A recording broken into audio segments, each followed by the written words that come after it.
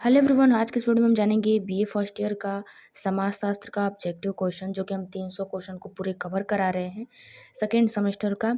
जो जिसका भी एग्ज़ाम नहीं हुआ है सेकेंड सेमेस्टर का, तो उनके लिए ये वीडियो है।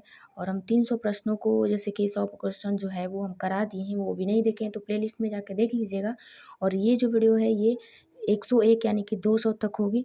फिर जो नेक्स्ट वीडियो आएगी वो 200 से 300 होगी। तो ये 300 क्वेश्चन आपको तैयार करने हैं, जो कि आपका ऑब्जेक्टिव टाइप जो है वो पूरा 100% तैयार हो जाएगा। तो अभी तक मेरे चैनल से जुड़े नहीं है तो प्लीज़ जुड़ जाइए। तो चलिए हम बिना देर के वीडियो को शुरू करते हैं पहले प्रश्न से। तो पहला प्रश्न है कि भारत में मुख्यतः कितने धर्म पाए जाते हैं। ठीक है, भारत में मुख्यतः कितने धर्म पाए जाते हैं। तो ये प्रश्न जो है ये सबको पता होना चाहिए। तो 6 धर्म। प्रश्न 2 है कि हीनयान और महायान किस धर्म से संबंधित है। तो जो हीनयान और महायान जो है ये बौद्ध धर्म से संबंधित है। सारे प्रश्नों को ध्यान से आप देखते चलिएगा। बस आपको सुनना है और देखते रहना है। बस आप ध्यान से सुनेंगे तो आप जब भी एग्ज़ाम में अगर ऐसा क्वेश्चन आएगा तो आपको याद आ जाएगा और आप सही से टिक कर पाएंगे। उसके बाद तीसरे पे आते हैं कि एक जनजाति एक सामाजिक समूह है जिसमें कि साधारणतः निश्चित क्षेत्र होता है, भाषा होती है, संस्कृति समरूपता और समरूप सामाजिक संगठन आता है जो उप समूहों को शामिल कर सकता है। ये जो परिभाषा है ये किसकी है। तो ये परिभाषा है प्रो चार्ल्स विनिक का।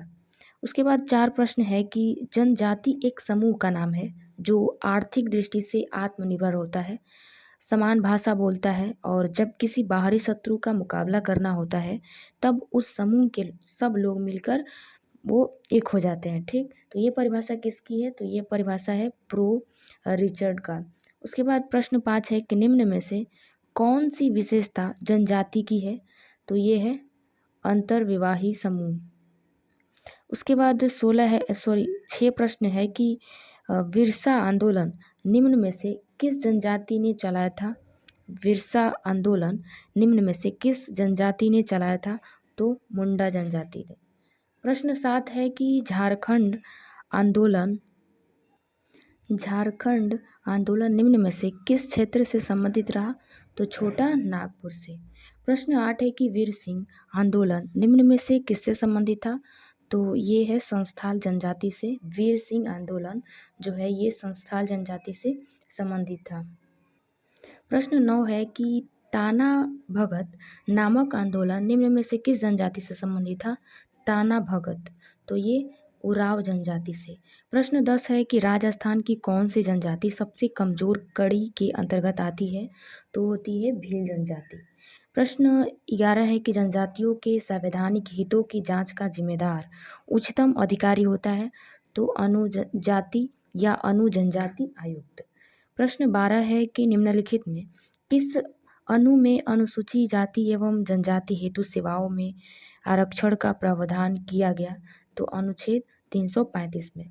प्रश्न 13 है कि गिधोड़ो किस जनजाति समुदाय के संबंधित है। तो भील जनजाति से। प्रश्न 14 है कि भारतीय संविधान किस अनुच्छेद द्वारा किसी जनजाति को अनुसूचित जनजाति का दर्जा दिया जा सकता है। तो अनुच्छेद 342 को। उसके बाद हम प्रश्न 15 पे आते हैं कि भारतीय संविधान में कौन सा अनुच्छेद अनुजाति एवं अनुजनजाति की परिभाषा करता है। तो अनुच्छेद 366। प्रश्न 16 है कि निम्नलिखित में से कौन अनुसूचित जनजाति और अनुसूचित जनजाति का हिमायती था। तो है महात्मा गांधी। उसके बाद 17 है कि किस विद्वान ने जनजातीय समस्याओं के समाधान के लिए राष्ट्रीय उपवन की स्थापना का सुझाव दिया था। तो चेरियर एलवन। प्रश्न 18 है कि भारतीय संविधान के किस अनुच्छेद में जनजातियों की शिक्षा की उन्नत हेतु और आर्थिक हितों सुरक्षा के लिए विशेष रूप से ध्यान देना राज्य का कर्तव्य माना गया है, मतलब उनकी भलाई के लिए। तो भाग 4 के अनुच्छेद 46 में। प्रश्न 19 है कि जनजाति की समस्याओं के समाधानार्थ राष्ट्रीय उपवन का सुझाव निम्न में से किसने प्रस्तुत किया है। तो ये राय एवं एलवन ने। प्रश्न 20 है कि निम्न में से किस विद्वान ने भारतीय जनजातियों के लिए पिछड़े हुए हिंदू शब्द का प्रयोग है। तो ये डॉक्टर घुरिये। प्रश्न 21 है कि भारतीय संविधान में देश में निवास करने वाले अनुसूचित जनजातियों की संख्या बताई गई है, तो 212। ठीक है, ध्यान में रखिएगा। भारतीय संविधान में देश में निवास करने वाली जो अनुसूचित जनजाति है, इनकी संख्या कितनी है, तो 212। प्रश्न 22 है कि जनजातीय जनसंख्या की दृष्टि से कौन सा राज्य सबसे आगे है, तो ये है मध्य प्रदेश। प्रश्न 23 है कि किसने कहा है कि जाति एक बंद वर्ग है, तो ये क्या है, मजूमदार एवं मदान ने। प्रश्न 24 है कि जाति व्यवस्था संसार के सभी स्थानों में विद्यमान है, मतलब पहले से ये विद्यमान है और यह सभी धर्मों के लगभग सभी व्यक्तियों का प्रभावित करती है। यह कथन किसका है, तो यह कथन जो है डेविस का है। उसके बाद लैटिन भाषा के शब्द कास्ट शब्द का आशय जो है निम्नलिखित में से किसके निकट है, तो ये विशुद्धता के और आनुवंशिकता के हैं। उसके बाद 26 क्वेश्चन है कि जाति व्यवस्था व्यक्ति को एक विशेष सामाजिक स्थिति प्रदान करती है, तो ये जन्म से ही करती है। प्रश्न 27 है कि raises and culture of India नामक कृति के लेखक कौन है, तो डॉक्टर मजूमदार हैं। प्रश्न 28 है कि सामाजिक स्थिति के दो प्रमुख आधार माने जाते हैं, तो क्या है वो, जाति व वर्ग। यही जो है सामाजिक स्थिति के ये प्रमुख आधार माने जाते हैं, क्या, जाति व वर्ग। प्रश्न 29 है कि जाति की उत्पत्ति का निम्नलिखित में से कौन सा सिद्धांत नहीं है, तो व्यवसायिक सिद्धांत, राजनीतिक सिद्धांत, आर्थिक सिद्धांत, ये जो है ये जाति की उत्पत्ति का ये सिद्धांत है, लेकिन भारतीय संस्कृति का सिद्धांत ये नहीं है। उसके बाद आते हैं हम, क्योंकि देखिए किसी के व्यवसायिक सिद्धांत से और आर्थिक स्थिति से, राजनीतिक स्थिति से पता चलता है जाति की उत्पत्ति, लेकिन भारतीय संस्कृति का ये सिद्धांत नहीं है। उसके बाद 30 पे आते हैं कि जाति प्रथा की उत्पत्ति के राजनीतिक सिद्धांत के प्रतिपादक हैं अबे डुबाय। प्रश्न 31 है कि जाति प्रथा के प्रजातीय सिद्धांत के समर्थक कौन है, तो N.K. Dutta, G.S. Dhurve, doctor Majumdar, ये तीनों ही है जाति प्रथा प्रजातीय सिद्धांत के समर्थक। प्रश्न 32 पे आते हैं कि निम्न में किसके कारण से जाति प्रथा में परिवर्तन हो रहे हैं, तो देखिए औद्योगिकरण के वजह से, नगरीकरण के वजह से और शिक्षा का प्रसार से। सबसे ज़्यादा तो शिक्षा के प्रसार से ये जो जाति की प्रथा है इसमें बहुत सारे परिवर्तन हो रहे हैं। Origin and growth of caste in India किसकी लिखित पुस्तक है, तो ये है प्रो N.K. दत्ता का। प्रश्न 34 है कि जाति प्रथा की उत्पत्ति से संबंधित ब्राह्मणों की चतुर्युक्ति के सिद्धांत से कौन संबंधित है, तो ये है J.S. नेसफील्ड। उसके बाद 35 है कि brief new of the caste system पुस्तक के किसने लिखी है, तो नेसफील्ड। ये जितने भी पुस्तक रचना के पूछ रहा है इसमें से क्वेश्चन आपको आएगा, तो आप इसको ध्यान से देखते चलिएगा। उसके बाद 36 है कि व्यवसाय और केवल व्यवसाय ही जाति प्रथा की उत्पत्ति के लिए उत्तरदायित्व है, यह मान्यता किसकी है, तो यह है नेसफील्ड का। प्रश्न 37 है कि जाति प्रथा की उत्पत्ति पर सबसे अधिक मान्य सिद्धांत क्या है, तो है बहुकारक सिद्धांत। प्रश्न 38 है कि व्हाट इज कास्ट नामक पुस्तक किसने लिखी है, तो इरावती कर्वे ने। प्रश्न 39 है कि caste and class in India नामक कृति किसकी है, तो यह है G.S. धुर्वे का। उसके बाद 40 है कि marriage and family in India नामक पुस्तक किसने लिखी है, तो K.M. कपाड़िया ने लिखी है, marriage and family in India, K.M. Kapadia. प्रश्न 41 है कि कास्ट क्लास एंड ऑक्यूपेशन किसकी रचना है, तो G.S. धुर्वे का है।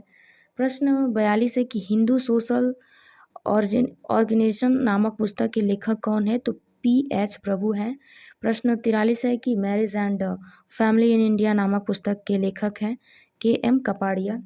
प्रश्न 44 है कि जब सभी भाई मिलकर एक स्त्री से विवाह करते हैं तो उसे कहते हैं प्रातिक बहुपति विवाह।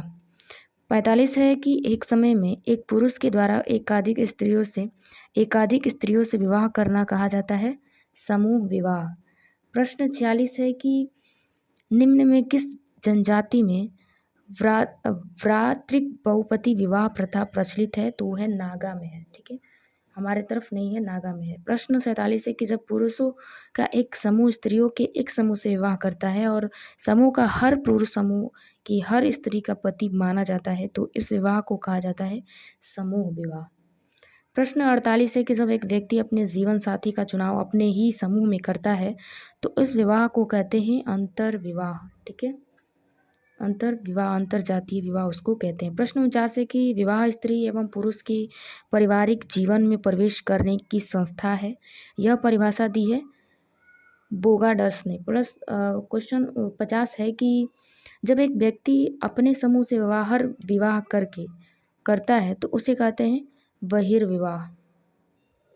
प्रश्न 51 है कि जब कन्या का पिता अपनी पुत्री को एक चरित्रवान पुरुष को भेंट कर देता है तो वह कहा जाता है ब्रह्म विवाह। ठीक, उसके बाद 52 है कि हिंदू विवाह है एक धार्मिक विवाह है। प्रश्न 53 है कि एक विवाह ही विवाह का सच्चा स्वरूप है, रहा था और रहेगा। यह मान्यता जो है यह है मैलिनोवस्की की है। प्रश्न 54 है कि किस संस्कृतियों में विवाह को एक संविदा समझा जाता है, तो मुस्लिम संस्कृति में और ईसाई संस्कृति में। प्रश्न 55 है कि अनुलोम विवाह में ब्राह्मण वर्ण या जाति का पुरुष विवाह कर सकता है क्षत्रिय स्त्री से, वैश्य स्त्री से, शूद्र स्त्री से। मतलब ये तीनों से जो है अनुलोम विवाह में ब्राह्मण वर्ण ये विवाह कर सकता है। प्रश्न 56 है कि स्त्री का कई पुरुषों के साथ विवाह बहुपति विवाह कहलाता है। यह कथन किसका है? डॉक्टर रिवर्स का। प्रश्न 57 है कि जब एक पुरुष का एकाधिक स्त्रियों से विवाह होता है तो उसे कहा जाता है बहुपत्नी विवाह।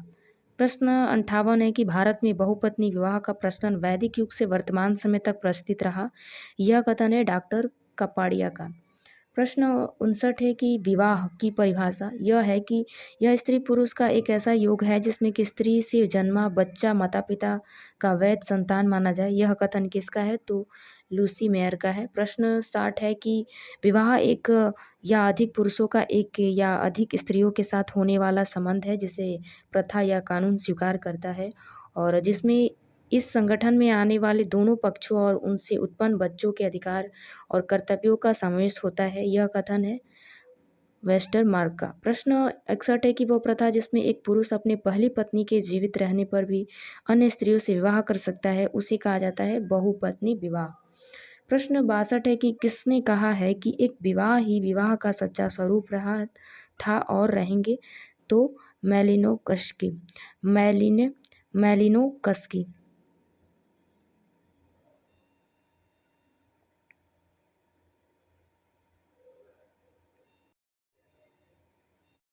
प्रश्न 63 है कि धर्म पवित्र वस्तुओं से संबंधित विश्वासों और क्रियाओं की संगठन व्यवस्था है। विश्वास और क्रियाएं जो उन सभी लोगों को एक विशिष्ट जैविक समुदाय के रूप में चर्च के नाम से संगठित करती है जो उन्हें मान्यता देते हैं। धर्म की यह परिभाषा किसने प्रस्तुत की है? तो दुर्खीम ने। प्रश्न 64 है कि किसने कहा है कि धर्म आध्यात्मिक एवं असुरी शक्तियों में विश्वास करना है? तो ये कहे हैं टायलर ने। प्रश्न 65 है कि किसका कथन है कि धर्म अलौकिक शक्ति में विश्वास पर आधारित है जिसमें आत्मवाद एवं मानवतावाद दोनों ही सम्मिलित है? तो ये क्या है? रेडक्लिफ ब्राउन का। प्रश्न 66 है कि धर्म निम्नलिखित में से किससे संबंधित है? तो अलौकिक शक्तियों से। उसके बाद 67 है कि the elementary forms of religious life नामक पुस्तक किसके लेखक है? तो इमाइल दुर्खीम है। प्रश्न 68 है कि धर्म की उत्पत्ति का प्रकारवादी सिद्धांत किसने प्रस्तुत किया है? तो रेडक्लिफ ब्राउन ने और मैलिनोवस्की ने। प्रश्न 69 है कि किसने कहा है कि स्वर्ग का साम्राज्य एक महिमान्वित समाज है? तो ये कहे हैं इमाइल दुर्खीम ने। प्रश्न 70 है कि सर्वप्रथम धर्म की उत्पत्ति के बारे में सिद्धांत प्रतिपादित करने वाले विद्वान निम्न में से कौन है? तो है एडवर्ड टायलर।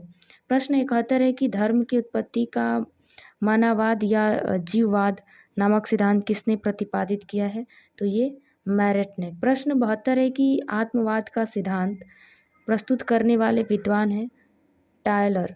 प्रश्न 73 है कि धर्म की उत्पत्ति के प्राकृतिकवाद सिद्धांत के समर्थक माने जाते हैं मैक्स मुलर। प्रश्न 74 है किसका कहना है कि धर्म उद्विकास बहुदेववाद की एक देवाद की ओर हुआ है? तो ये कहे हैं टायलर का। प्रश्न 75 है कि निम्न में किसने धर्म का संबंध पवित्र वस्तुओं से माना है? तो दुर्खीम ने माना है। प्रश्न 76 है कि निम्न में किस धर्म का अकार्य माना जाएगा? तो ये सामाजिक समस्याओं में वृद्धि, सामाजिक एकता में बाधा अंधविश्वासों में वृद्धि। तो ये जो है ये अकार्य मतलब बिना कोई काम ये नहीं माना जाएगा, उसी को बोलते हैं अकार्य माना जाएगा। तो यानी कि उपरोक्त में से सभी। प्रश्न 77 है कि प्रिमिटिव रिलीजन नामक पुस्तक लेखक कौन है? तो है लोवी। प्रश्न 78 है कि धर्म और समाज पुस्तक किसने लिखी है? तो डॉक्टर राधा कृष्णन। धर्म और समाज पुस्तक किसने लिखी है? तो राधा कृष्णन। प्रश्न 79 है कि इस्लाम धर्म का जन्म 7वीं शताब्दी में कहाँ हुआ? तो अरब देश में। प्रश्न 80 है कि निम्न में कौन इस्लाम धर्म का प्रमुख अंग नहीं है? तो है हदीस।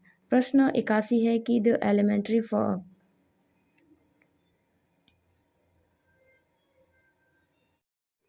फॉर्म्स ऑफ रिलीजियस लाइफ नामक पुस्तक के लेखक कौन है? तो ये इमाइल दुर्खिम। प्रश्न 82 है कि वर्ग सिद्धांत की आधुनिक व्याख्या किसने की है? तो कार्ल मार्क्स ने। प्रश्न 83 है कि निम्नलिखित में कौन वर्ग की विशेषता नहीं है?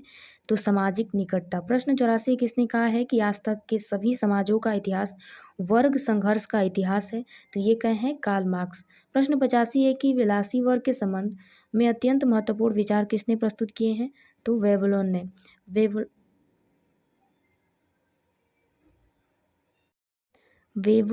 वेवलेन ने। प्रश्न 86 है कि the theory of leisure class नामक पुस्तक किसने लिखी है? तो वो भी लिखे हैं वेवलेन ने। प्रश्न 87 है कि एक सामाजिक वर्ग स्पष्ट संस्कृति समूह है जिसको समग्र जनसंख्या में एक विशिष्ट स्थान।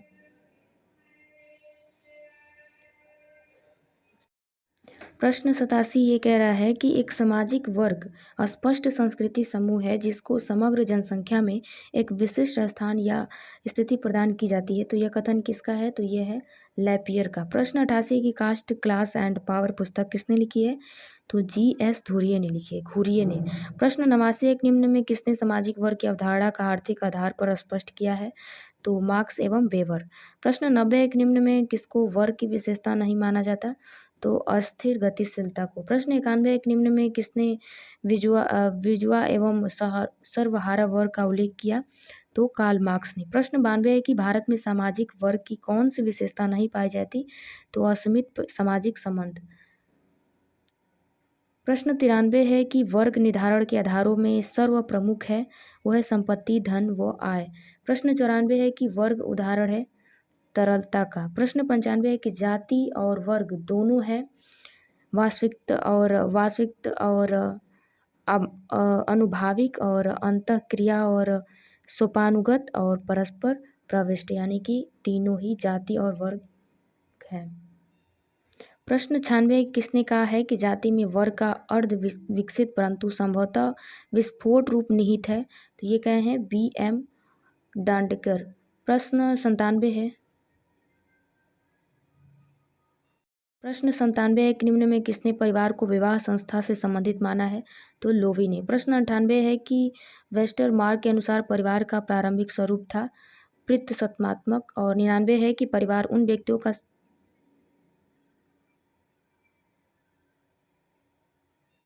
का समूह है जो एक छत के नीचे रहते हैं, रक्त संबंधों के द्वारा संबंधित है और स्थान हित एवं पारिवारिक बोध के आधार पर समूह के प्रति चेतना रखते हैं। यह कथन है डॉक्टर DN मजूमदार। प्रश्न 200 है कि एक नाभिक केंद्रक, यानी कि नाभिक मतलब केंद्रक परिवार में रहते हैं